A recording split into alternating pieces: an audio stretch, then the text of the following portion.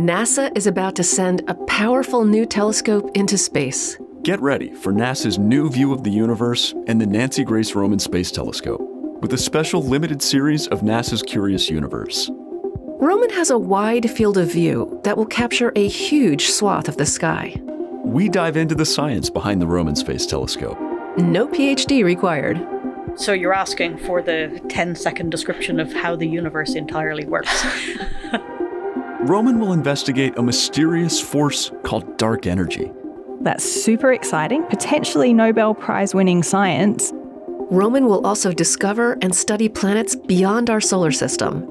These planets are so incredibly faint that we are getting one little smudge to try to tease out what the atmosphere might be made of. We'll also meet the engineers who make NASA space telescopes. We're building one-of-a-kind satellites. It's never been built before. No one's going to build this again.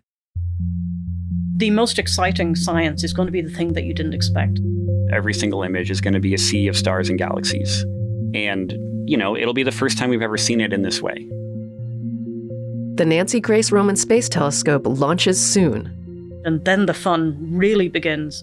On NASA's Curious Universe, an official NASA podcast.